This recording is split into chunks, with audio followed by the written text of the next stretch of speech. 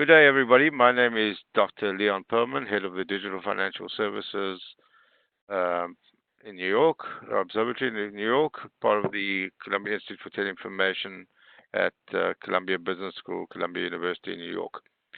And I want to welcome everybody wherever you are in the world. We've got quite a big crowd today, and we're going to talk about Fintech and RegTech data as a new regulatory honeypot. And surprisingly, I'm usually the host of the DFSO webinars, but today I'm going to be a host and presenter. So let's get into it. So just a reminder, please keep your microphone off for the duration. And if you are going to ask any questions, do it in a written form. It'll be about 10 minutes of Q&A, and send it to the host coming up as Jason on your chat screen. So, and no voice questions, please. So this is the DFSO webinar team. We're here in New York. It's a little wintry today, snowstorm expected. You can see that the picture on the left, that's New York in a finer summer day. But you'll see at the arrow, that's where we are at the Columbia University, beautiful Columbia University campus in the Upper West Side of New York. Assisting me also is Mr. Mike Weschler. He's Assistant Research Scholar at the DFSO. And thank you, Mike, for all your help. Okay, a little bit about the DFSO. We've been around since early 2016, financed by the Bill and Melinda Gates Foundation. And there's our website. You can take a look at it. It's got a very extensive database of laws and regulations relating to digital finance, blockchain, regulatory sandboxes, cyber security, and the like. About 60 countries, 850 legal documents. There also are recordings of our previous webinars and some of our conferences, and some quizzes that you can take to test yourself after a webinar. So some of our activities, again, the webinars and roundtables. There's the database. We do some model laws and regulations, commentaries, analysis of new laws and regulations, lots of news. We also have lots of collaboration with industry, regulators, academics, donors, SSBs around the world. And we're currently busy on a very big actionable risk management framework for cybersecurity for digital financial services in the developing world.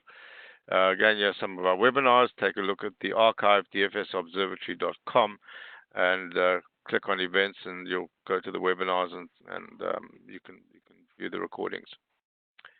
So just a little advert.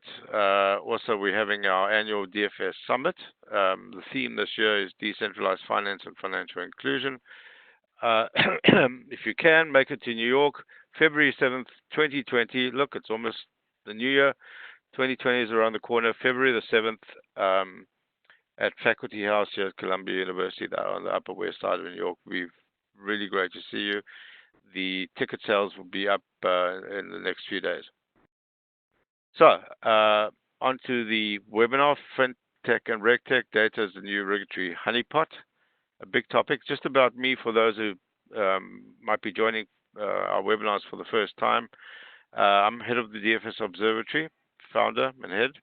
I also head some ITU and Financial Inclusion Global Initiative committees on blockchain and DFS Infrastructure Working Group, and headed the DFS Technology and Innovation Working Group at the ITU. So what are we going to cover today? We're going to cover a range of topics, but the important bit to remember is a lot of this is we're going to use data as the epicenter of all these topics. So Fintech, financial technology companies, Fintechs, tech funds, and RegTech, regulatory technology. We're going to talk about technology disruption, the role of data in this technology disruption, and it is enormous and it's growing, as well as regulatory initiatives, challenges, and responses to all these. So it's all about disruption. You'll know that existing business paradigms have been disrupted by fintechs, who are real innovators and forced companies themselves to innovate. Legacy companies like banks, insurance companies, and the like to themselves innovate. So you'll see this guy with kind of a jaundiced view of innovation. Well, the news is if you don't innovate, you might not be in business. Ask Polaroid, ask Kodak, ask Blockbuster, and a whole range of companies in the corporate dustbin. This gentleman, Jamie Dimon, CEO of JP Morgan Chase, certainly understands what's going on. As he said, Silicon Valley is coming. They all want to eat our lunch. And as he says, every single one of them is going to try. And he is absolutely right. There's a range of fintechs and financial technology itself that are emerging, everything from lending, blockchain, crypto, regtech, personal finance, payments and billing, big one that, insurance, capital markets, wealth management, money transfers, remittances, mortgage, and real estate, all attracting a whole range of investment. The stat from Tech Startup shows that in 2019 alone, and we're not even close to it yet, closed in 2019, 39 VC-backed fintech unicorns were worth a combined $147 billion. And you can see this is the range of investment they've all attracted over the past year. Global fintech hubs are emerging. You'll see that China appears to occupy number one, then Silicon Valley, then parts of China, and where we are in New York, number 6 and 9. We need to organize ourselves and bootstrap our innovation. There actually is something called Silicon Valley down Broadway, not far from where we are, where a lot of the fintech startups are based, and they're very successful. So who's leading the disruption in financial services? The fintechs, brand names you might have heard of, Square.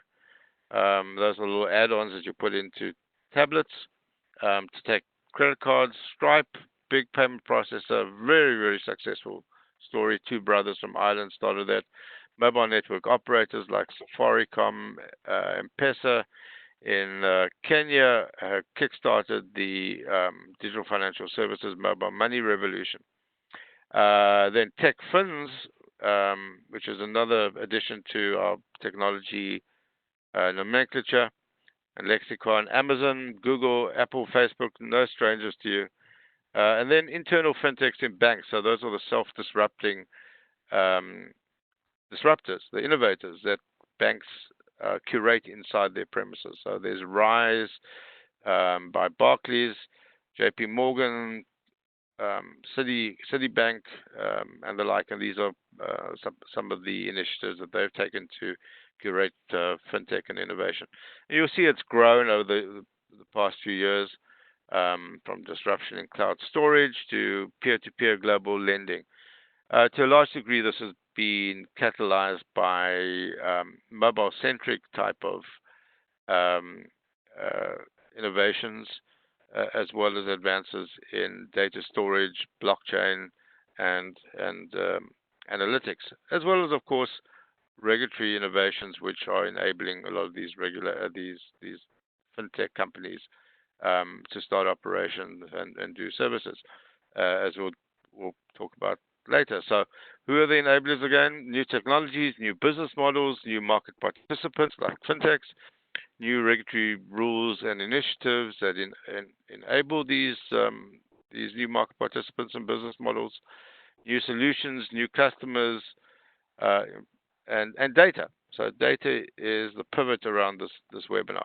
Other key involving technologies is in enabling disruption, blockchain and cloud, APIs, application programming interfaces, which you'll hear about a lot today.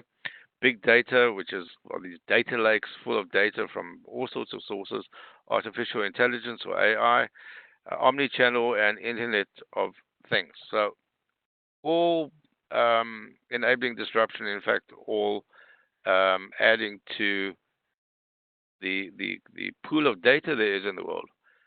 Data is the new oil, as they say, and housed in these data lakes. Although I think the metaphors are a bit off, but this is the terminology that's accepted in the industry.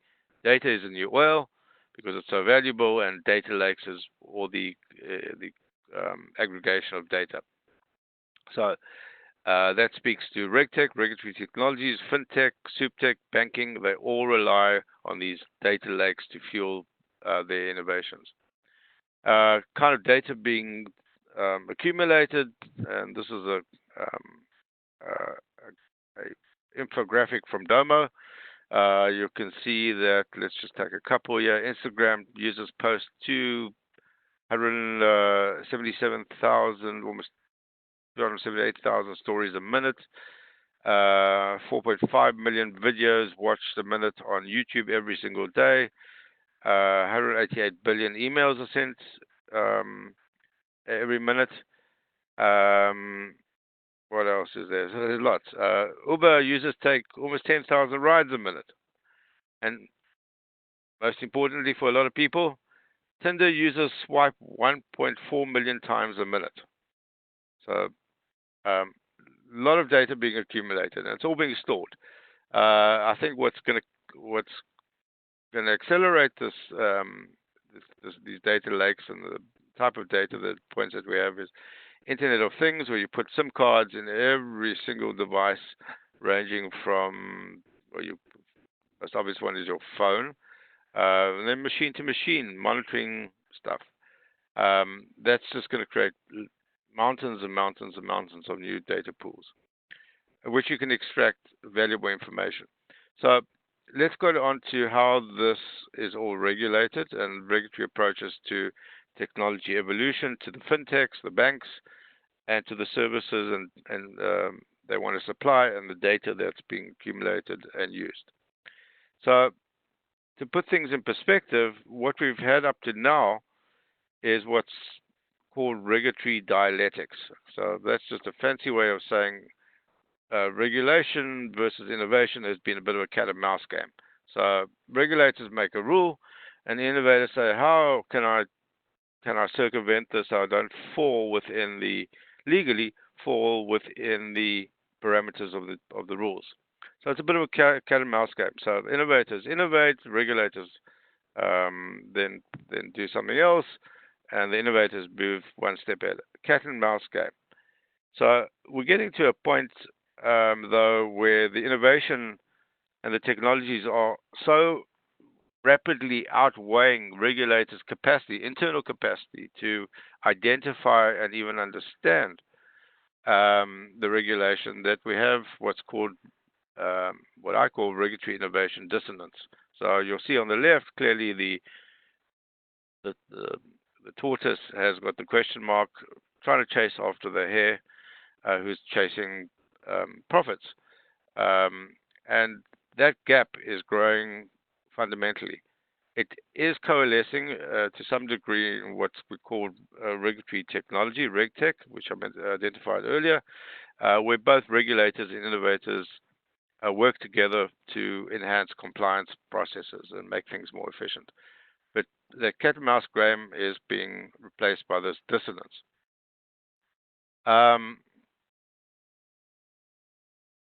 Okay. So regulatory approaches. Regulators enable fintechs to operate. That's an enablement component, and to provide and use certain services.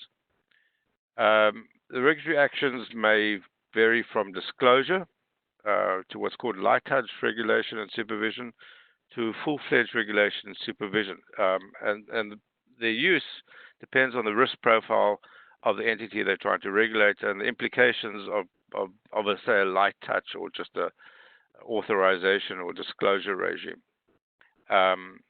Often the regulators use what's called a tiered approach, increasing oversight as an entity grows and its risk profile changes. So that really helps startups who might not have the wherewithal to comply with full-fledged rules.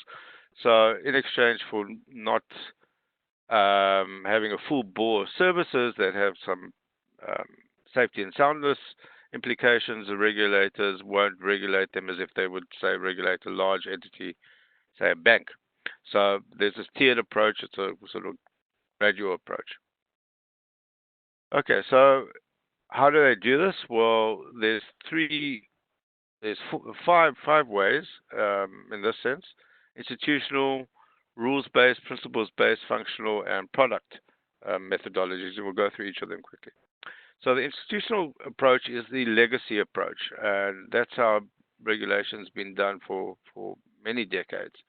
It regulates by the type of institution. So only specified entities can provide specified services, and that is a one-size-fits-all approach. So the most obvious one is, say, is a bank.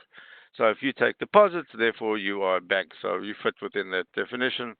You need to be regulated as a bank, and of course, a startup is just doesn't have the wherewithal or need to be regulated as a bank. So for advantages for regulators, they can tailor the regulatory capacity needs according to a set number of entities that they may need to regulate based on finite descriptions of entity types and functions. For larger institutions, it keeps out competition, and there's usually a higher barrier to entry. So startups can't become banks necessarily, although that is changing with neobanks or challenger banks. Disadvantages: entities that do not fit within the finite number of entity types may not be authorized or licensed. And especially the license fees are a big barrier to entry. Clearly, fintechs that are not even startups, but mid-size, would not be able to necessarily afford the licensing fees. Then, twinned with that to some degree is a rules-based approach, and this is the use case, the uses. The first one was the licensing or the authorization. So this is the use of services. So we have a rules-based approach where regulators issue largely inflexible rules as to who can provide services as well as what services can be provided. The advantages: it creates certainty as to what fintech must do to comply, since the regulator must forward engineer the implication of compliance, usually via regulatory impact assessment. Disadvantages, of course, and there are many, just a sample here. While there might be clarity about compliance processes, overall regulatory objectives may be ambiguous, and compliance costs can be very high, as there might be a one-size-fit-all that might be uncertain to a startup.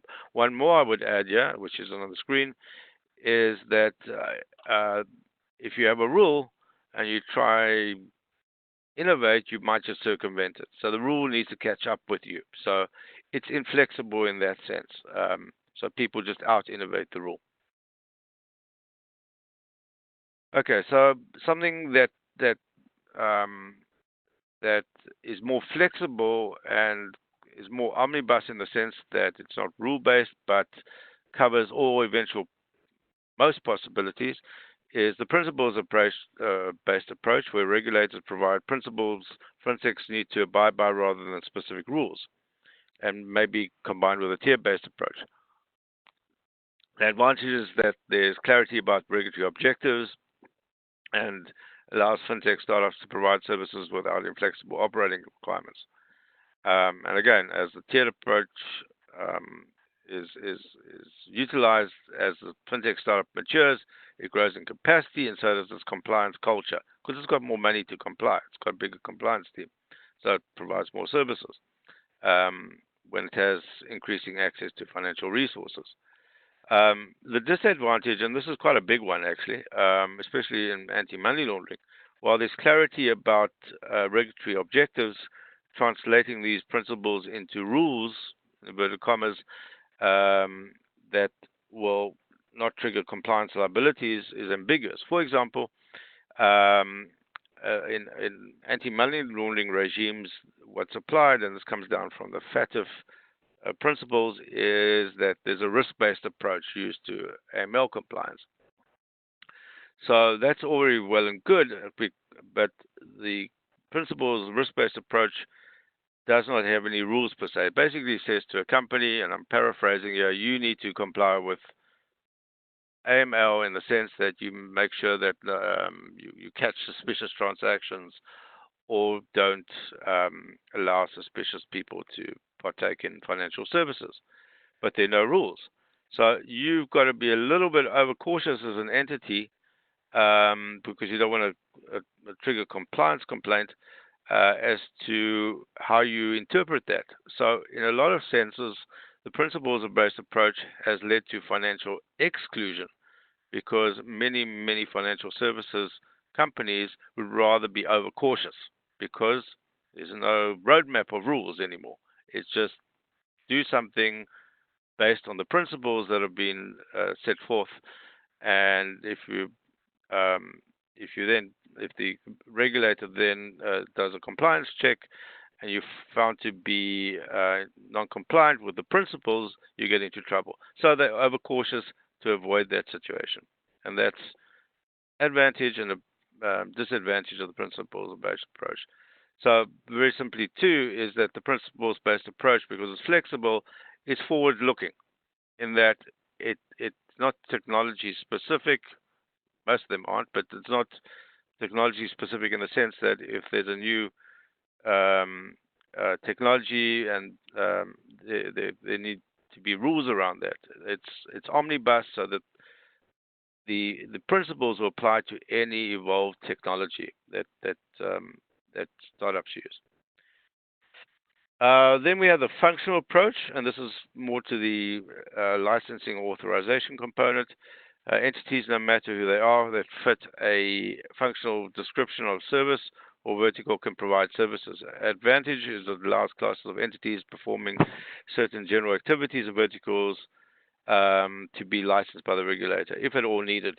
The disadvantage is it requires that the regulator undertake continuous market studies to determine potential functions that be included in the regulation. So it's evolving, and it involves a lot of capacity within a regulator, and can create to some degree some regulatory arbitrage because you won't know which regulator needs to regulate you. Then lastly, there's a product-based approach, and this is few and far between. Regulation is based on the exact product rather than a class. So the US has got a lot of those. Say debit cards are regulated one way, credit cards are regulated another, checks are regulated another way.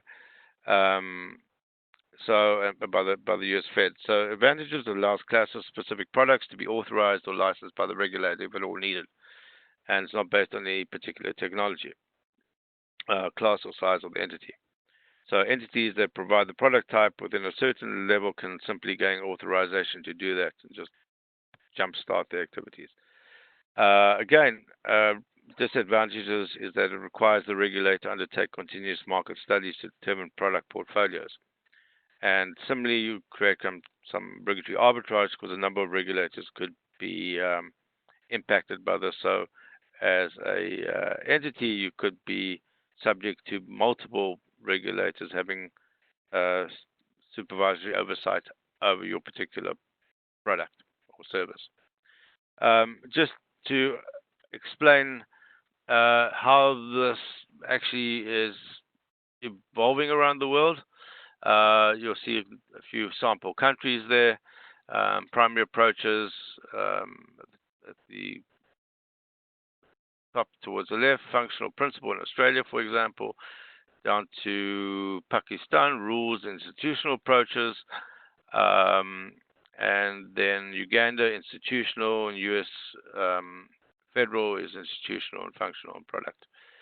So it's all over the map. There's no consistency, and it just depends on the political economy in a particular country as well as the capacity of the regulator.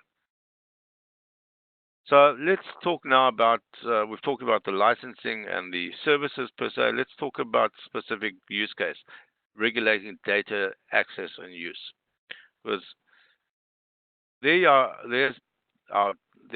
data lakes again within the RegTech, SupTech, Fintech, banking ecosystems, and the regulatory focus area that applies to all of them are enumerated there. Everything from artificial intelligence, that's the analysis of data in the data lakes, cloud computing, whether or not it's actually allowed in a country, believe it or not. Data localization, open banking, distributed ledger technology use, anti-money laundering, compliance, cybersecurity, application programming interfaces, and data protection. That's protection of your personal data. So database regulation, protection and privacy is a growing field. Lots of scandals out there about data leaking out. In fact, every now and again there's a hack and a few million bits of personal detail of customers are leaked into the wild and land up on the dark web. The storage, use, sharing, analysis of data are all within the optics of regulators, and increasingly so. In fact, there might be a specific data protection regulator, as there is in a number of countries. The regulation isn't necessarily there for data protection per se, but might be also for pro-competition purposes. So access to data by approved fintechs, and we'll talk about that in terms of the open banking context. Then on the other side, for consumer protection purposes and privacy, restrict data sharing and use unless authorized by customer. And then privacy by default versus privacy by design. Privacy by default, for example, is that a entity should employ privacy as a default. So just take Facebook as an example. Privacy settings are the strictest by default, or should be. Then they weren't in the early days, which caused a few issues with regulators. But privacy by default is aspirational. Privacy by design is also aspirational to some degree. So mandated data sharing also growing again within the context of open banking, and as well as use of algorithms in artificial intelligence-based decisions. That's a growing focus. It's especially important with mountains of the big data from IoT devices, from mobile phone use being generated every day. 107 data protection laws around the world. The model law, if you want to call it, not really a model, but one everybody refers to, is the EU's General Data Protection Regulations, GDPR, which has its primary principle that consumers own control of their data. You've probably come across that even if you aren't in the EU. When you go to a website and it says to you, gives you this big fat message on the screen and says we're gonna track you with cookies. Are you okay with that? So that's one of the reasons. The reason they pop up appears is because of the GDPR. Other jurisdictions use principles that entities own the data and their permission is required before data is shared by the third party to a fourth party. So this is from DLA Piper, a law firm, a global law firm. Their data protection analysis, great handbook they release every year. So go to DLA Piper dataprotection.com if you're interested in this. But this map in front of you shows where there's heavy data protection regulation and oversight. So the red stuff is the heavy stuff. That's US and Canada, then the whole of EU, and then green and robust in orange. And of course, in gray is where there's zero data protection regulation out there, not even as a dedicated data protection law, but within ancillary laws like banking laws or the like, or telecommunication laws. So it's all over the map, so to speak. But I think in another year's time you'll see this map being a lot different. There are a whole lot of regional initiatives on data protection, treaties and the like. So as countries in these treaties sign up, well, actually they've signed up, but they haven't implemented it in domestic law. As you see them implemented in domestic law, you'll see this map change. So data protection, this map might be a little bit more red than it is today. So one of the issues regulatory focus is on cloud computing. So although many OECD countries, it's almost a given that you can stick something in the cloud. You don't need to store it in a box in a building anymore. But in a lot of developing countries, this isn't the case. Many fintechs want to use cloud computing providers simply as an extension of their own service, storing data in an encrypted form that does not expose customer data to the cloud provider. So the different permutations of cloud computing is you have infrastructure as a service, platform as a service, software as a service, backend as a service, and of course just plain vanilla data storage. Because data is on the cloud, there's no single point of failure, which is very useful for startups who don't have to have an entire IT team looking to secure everything. Something like Amazon's web services, AWS or Microsoft do it for you. But as I said, developing countries, there's uncertain regulatory approval for use of cloud-based systems. In fact, a lot of countries don't allow it. The issue is linked to data localization and legacy laws that restrict data storage to licensee premises. So, for example, bank data in a lot of developing countries, the law says you can't give out customer data. In fact, it has to sit on your servers inside your building under your control. So, where cloud is based in, cloud providers based in the US, for example, with Amazon, that clearly contravenes, at least within the context of some banking law, which requires this localization, it contravenes the banking law requirement for localization. So, again, there's legal uncertainty on whether or not data can be stored or shared in cloud services in foreign jurisdictions. There's even a debate as to whether or not even a foreign cloud provider who's got cloud services where the servers are themselves based in the country where the data is going to be stored, in a particular country. Let's just say Kenya. So I'm just thinking out loud. Just say AWS has got servers in Kenya, right?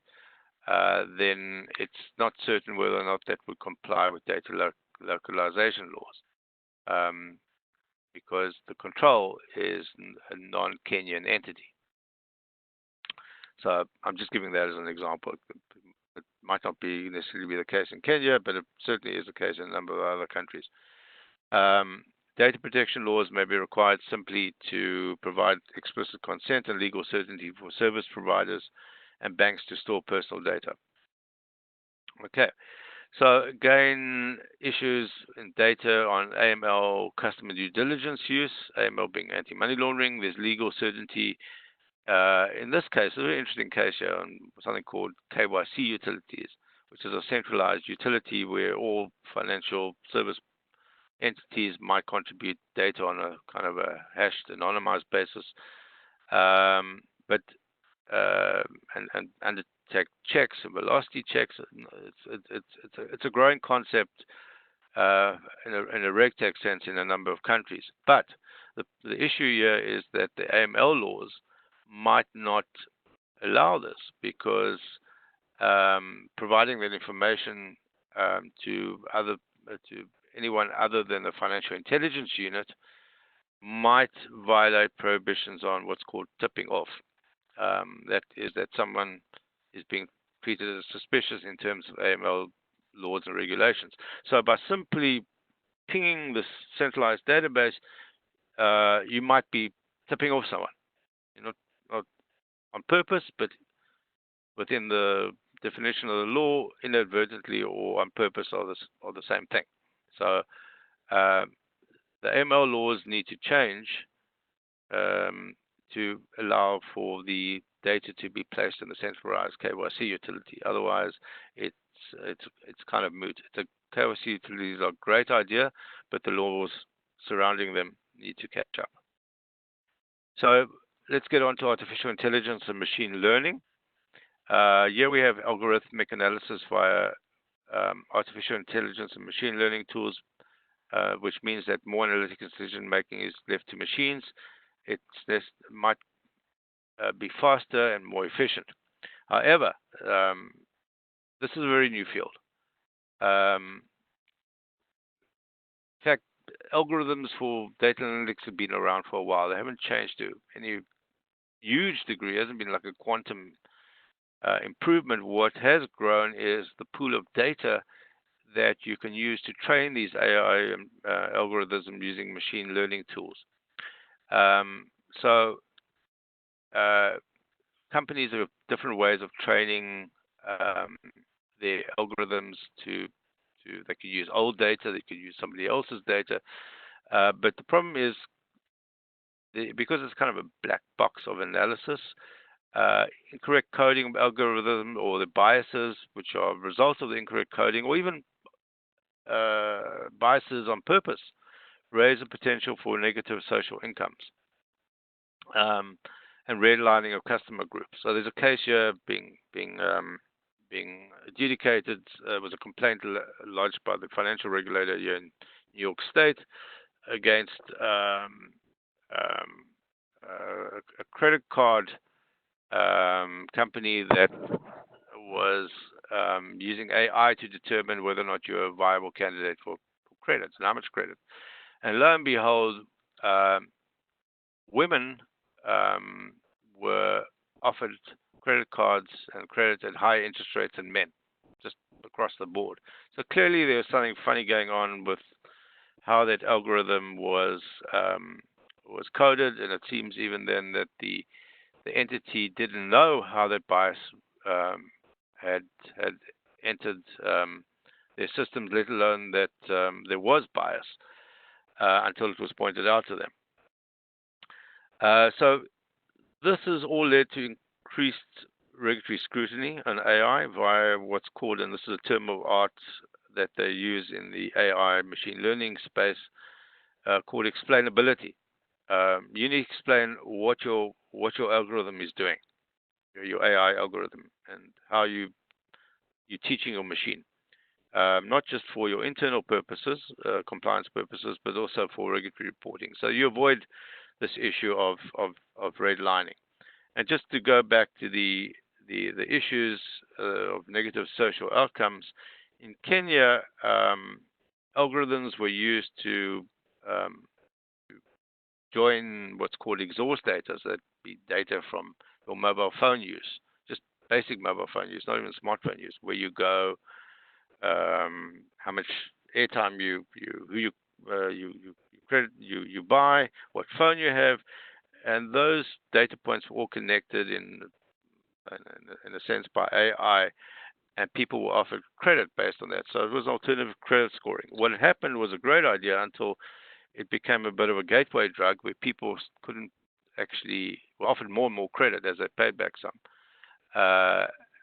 And as a gateway drug, people couldn't pay the increasing amount of credit that was given to them back. So we went from zero to hero to zero, where over 2 million people now are on a credit blacklist in Kenya, whereas they weren't before, simply because the algorithms appeared, and this is from reportage, to offer people who clearly wouldn't be able to pay it back more credit.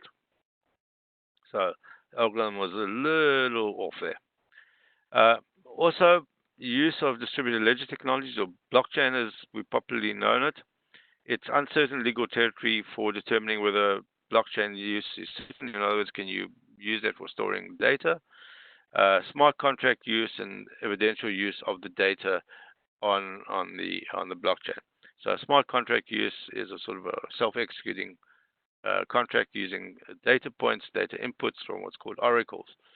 And all this is evolving and of uncertain regulatory use. So let's go on to something I mentioned before, RegTech and SupTech. This again is also data-driven. RegTech initially evolved to address regulatory challenges in the financial system through innovative technology. And I mentioned one example before, this Kyc Utility and the tipping point controversy, tipping off controversy around KYC utilities. SupTech is a supervisory component of RegTech, so that's what central banks or financial regulators or other regulators for that matter would use to supervise in an automated manner the supervised entities. These are usually done through application programming interfaces, so the supply of compliance reporting data is sent to the supervisor automatically. The analysis is done automatically. The feedback loop is largely automatic with some manual input.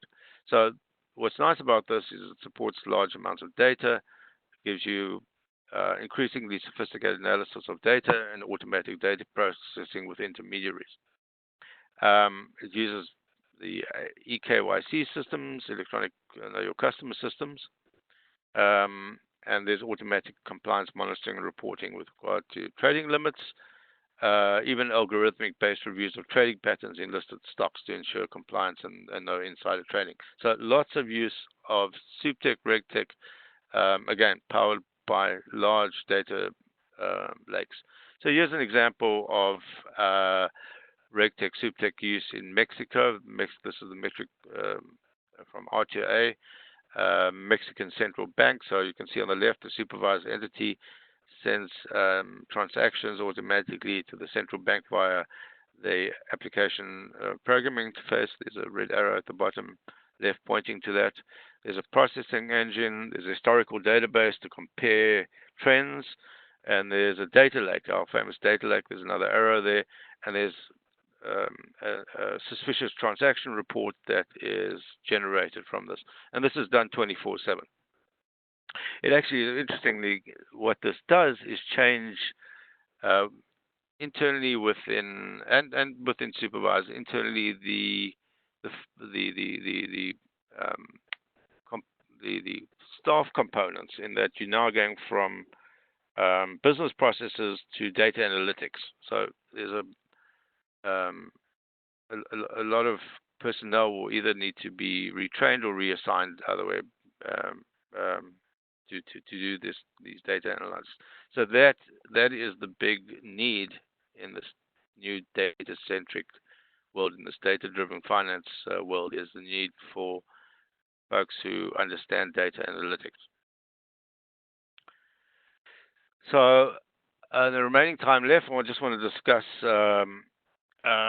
the pro-competition sides of data access, and that is data sharing by what's called open banking. It's a new regulatory regime gaining popularity where banks give fintechs access to customer data and bank data, often voluntarily as a partnership, but now mostly at a mandated basis.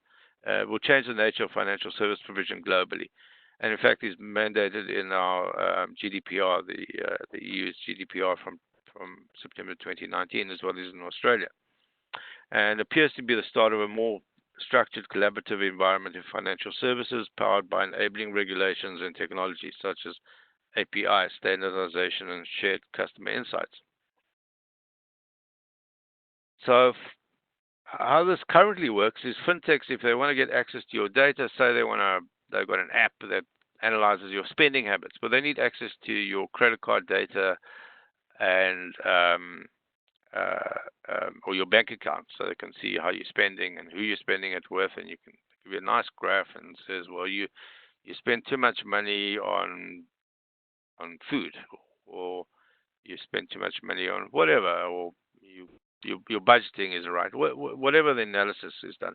But accessing this data on purpose is done indirectly, using backdoors, which are rather unreliable and insecure. Essentially, these techniques are called screen scraping. So you hand over your login credentials to your credit card or to your bank or whoever to the fintech, who then log in on your behalf. They also do this by re-engineering mobile apps. So you log in as if you're logging to the bank app, but you're actually logging into the fintech's app, which is going to provide you some value-added services like spending analysis.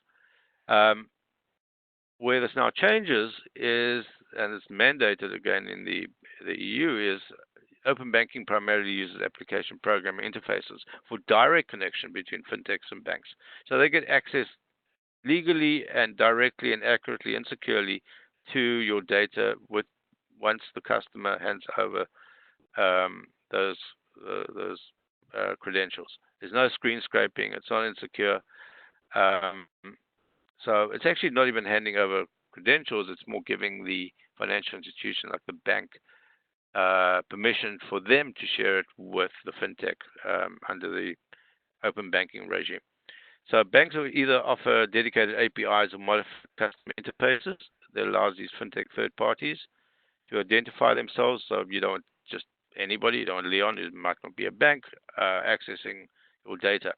In fact, this has now become standardized, and the EU has developed regulatory technical standards for this purpose. It's actually called RTS, while the UK has adopted a common authentication protocol for these third parties to log into the banks called AOF 2.0. While in Canada, the Pan-Canadian Trust framework. So it's not just a nice to have, but for banks and others, there's a potential to rent out, if you will, more advanced APIs, almost like a freemium model to fintechs. So this is what banking and open banking ecosystem looks like. There's the bank in the middle, and you'll see there's these lots of tributaries all over the show. And if you look at there's the services that can be offered through APIs. Okay, so how's this enabled? So there's prescriptive rules, supervised facilitation, or market forces. Prescriptive rules requires banks to share customer information, so it's mandated, but requires the third parties to be authenticated and, in fact, to register. The scope and degree of the prescription by the regulator varies. For example, the Payment Service Directive 2, the second one, in the EU applies only to specific types of data like payment processing data, and provides third parties with both what's called read and write access to data and payment initiation. The PSD2 is a minor for open banking, but doesn't prevent member jurisdictions from adopting a broader scope. For example, in the UK, they've gone a little bit further. They also require the banks to share branch and ATM locations with fintechs, as well as services and fees. So these fintechs can do price comparison services as a value-added offering to their customers. In Australia, the Competition Authority is responsible for implementation of open banking, while in India and Hong Kong and Singapore, the central bank or bank supervisor oversees the framework. So going from the mandated facilitation to mandated open banking is to facilitate supervision where regulators issue guidances. So there's no specific rule, but more guidance and recommended standards using open API standards and technical specification. This exists in Brazil, Mexico, Singapore, and the US. In fact, in Mexico, they passed last year a fintech law to cultivate open banking with a prism of financial inclusion. In the US, the Consumer Financial Protection Bureau, CFPB, has published principles on for consumer authorized financial data sharing and aggregation, ostensibly to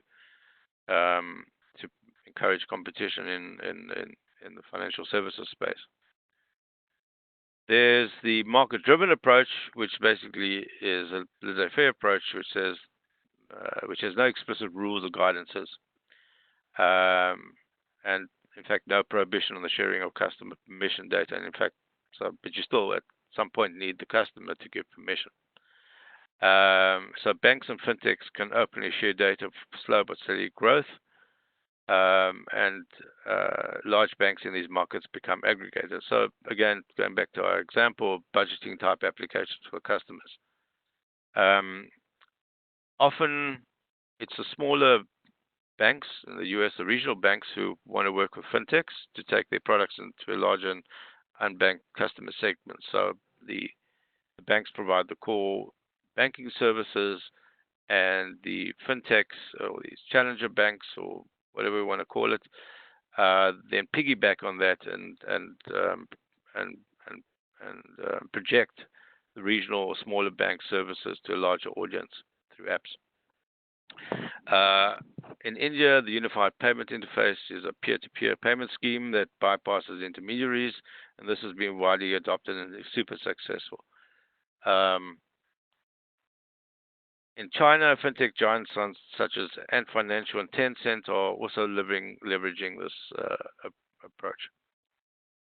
So, all in all, we're kind of at the first stage of this open banking regime, this data sharing regime, which I've explained to you, from the licensing to the functionality to the principles-based approach to all the methods for enabling data sharing.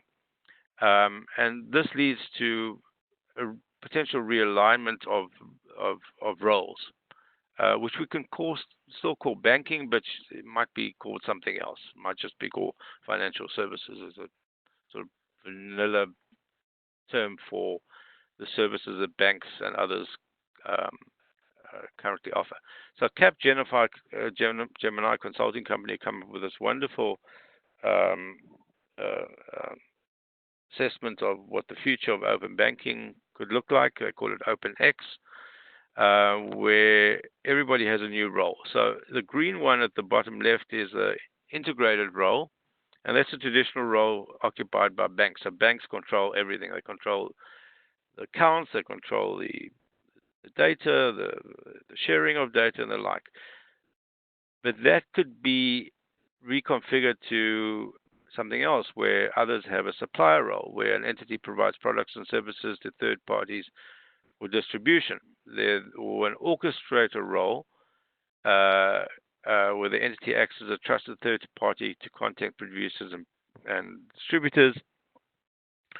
And the fourth component in purple at the bottom right quadrant is the entity sources products and services from third parties to distribute via its channels. So this is a kind of aspirational scheme that Cap Gemini have come up with, but I can already see how this is manifesting in a lot of markets.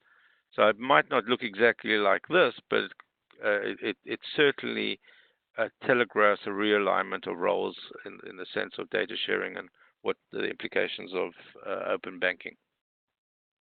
So that brings me to the end of the presentation, and I want to thank you for your attention. And if you have any questions already, please send them through. Michael is sending them through. We have one question from, looks like Ahmed in Cairo. Thank you, Ahmed, for your question on the EU GDPR and blockchain. He wants to know how they work together. How does GDPR work with blockchain, especially in the sense of the right to be forgotten, which is part of the GDPR.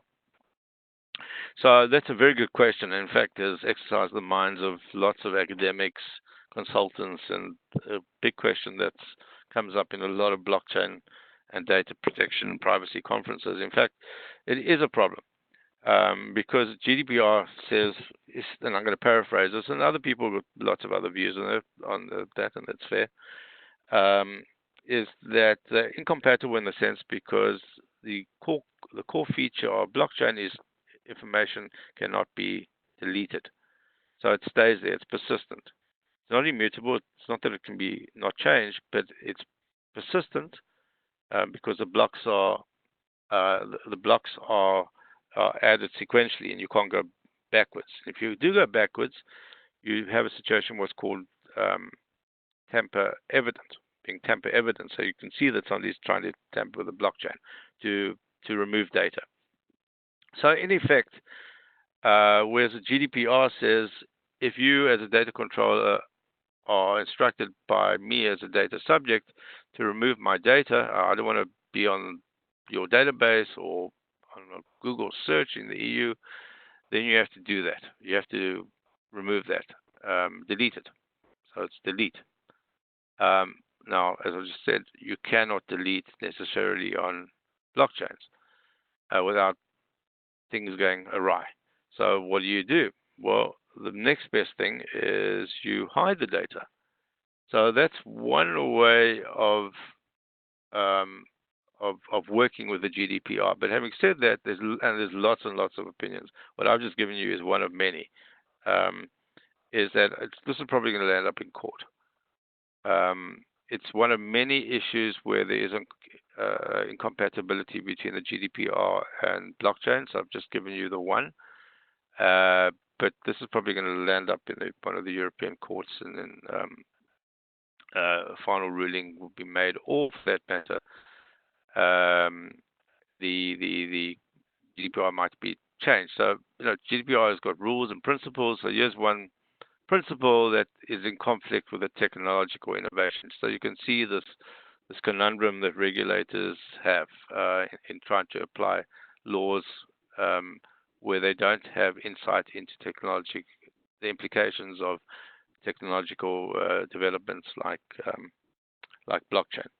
And this won't be the first. This won't be the last.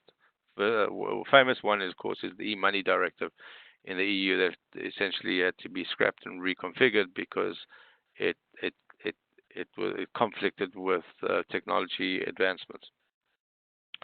Okay, so I have another question, and in the interest of time, this is going to be the last one, unfortunately. And if you do want to ask me questions, you're welcome to email us at info@dfsobservatory.com, and do our best to reply to your questions via email. So Adam from Hong Kong says, Leon, you've outlined a whole lot of regulatory schemes. Which ones do you think are best? The institutional, functional, principal, product, and rules-based? Well, that's, again, a superb question, Adam, and thank you for staying up in Hong Kong so late to listen to our webinar. And this is an issue that exercises a lot of regulators. So what you saw in that table that I put up there was actually there's a mixture. There's not necessarily one best regulatory scheme. A lot of countries still have the institutional and rules-based regulation, and moving and changing virtually every single law to move to a principles and functional-based set of laws and regulations is going to be very difficult. So the appetite amongst regulators for a big bang regulatory change is not necessarily there. It also requires a lot of new capacity within the regulator to understand the implications. A lot of regulatory impact assessments, for example. Somebody needs to write that. Somebody needs to understand that. So what you're going to have is you're going to have a mixed bag. You're going to have a mixed system where it's mixture in some laws of functional and principle, rule-based, and institutional and product. So a mixture depending on the public policy considerations and the capacity of the regulator. So with that question brings us to the last of the components of our webinar. Now, again, I want to thank you for your attention, and for those who in other nighttime time zones, thank you for staying up. Just a quick reminder, as you can see on the screen, save the date for the annual DFS Summit in New York, February 7th, 2020 at Columbia University campus on the Upper West Side of New York. So book your flights now, or if you're coming by boat, book your boat trip now. However you get here, we'd love to see you. It's going to be a full day program of very high-level speakers and superb topics. In fact, if you go to our website, under events, you can see a recording of a previous summits. You're going to get a taste of what we cover. So thank you again for your attention, and wherever you are in the world, goodbye.